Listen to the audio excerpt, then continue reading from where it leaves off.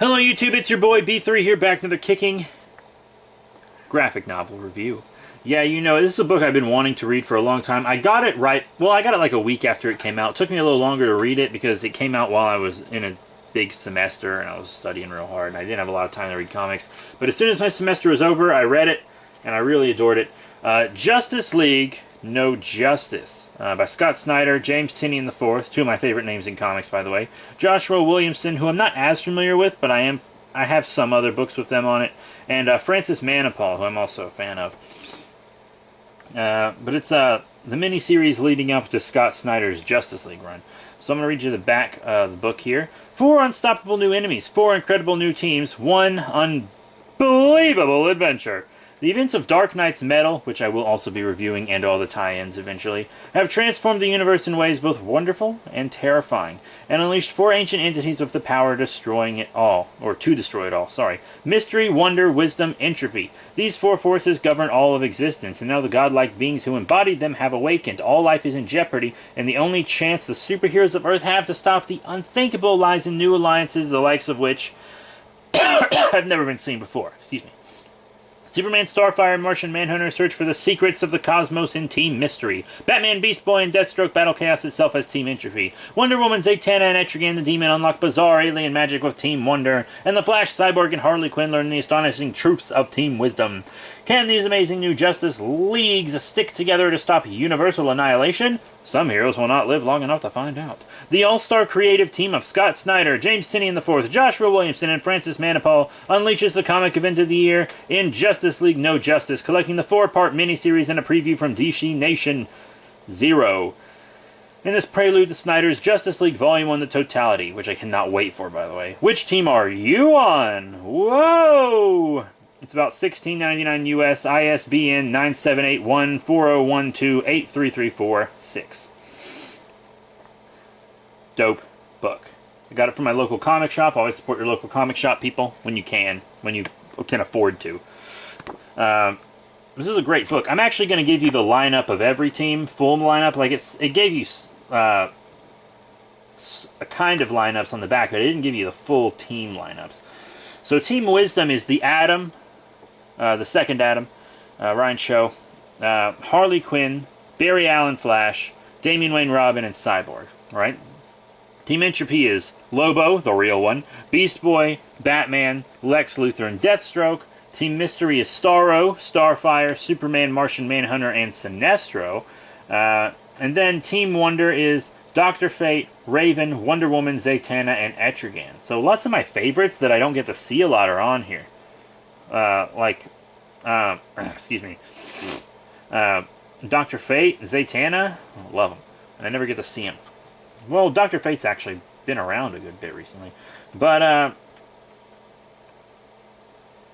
now to the story. It's kind of a complex story. It's almost a miracle they covered it in 4 issues. So the Green Lantern Corps is trying to plug up the hole that was made in the source wall at the end of Dark Knight's Metal. Because Dark Knight's Metal was like this huge cosmic multiversal event. It was crazy. The Green Lantern Corps is trying to plug it up. They're having trouble. And Brainiac attacks Earth. Defeats all the superheroes on Earth. Every single one of them Brainiac defeats. And then puts some in stasis and puts some on his ship. The ones on his ship, he puts special outfits on. And then when they wake up, Brainiac's like, hey, let's all work together to defeat these 4 beings that, by the way, you Earth heroes awakened during the events of Dark Knight's Metal. You woke them up. These 4 beings that created lots of the life in the universe, the Omega Titans, Entropy, Wisdom, Wonder, and Mystery. So they did this thing where they planted these seeds on planets. And whichever force was the dominant one on the planets, whether it be Entropy, Wisdom, Wonder, or Mystery, whichever force was dominant on the planets, then the big cosmic being that embodied that force would get to devour the planet. It was like a contest between the 4 brothers.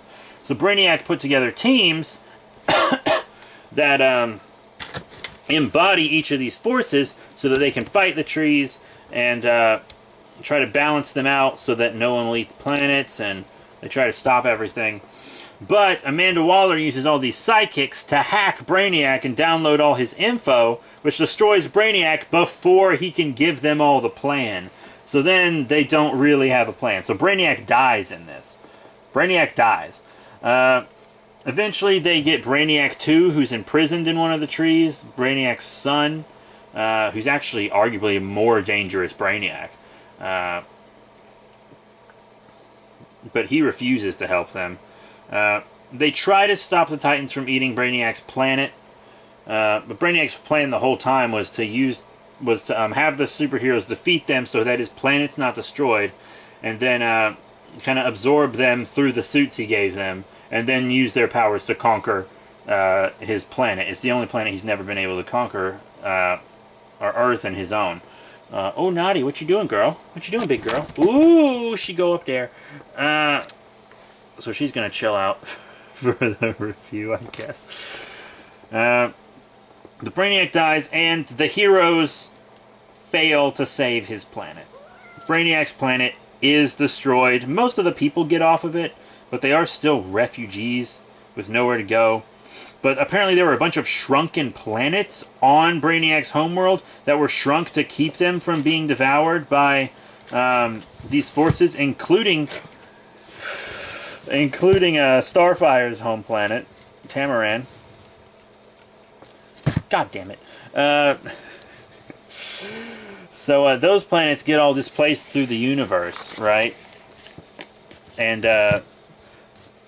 Brainiac 2 is like, now that you've released all those planets, a bunch of intergalactic wars are going to break out because they're going to take up all this space in the universe that was previously unoccupied. There were so many planets that that it was enough to possibly create a whole new space sector. Because, you know, there are 3,600 space sectors that the Guardians of the Universe separated the galaxy into, or not the galaxy, the universe into, and there were enough planets to create another space sector.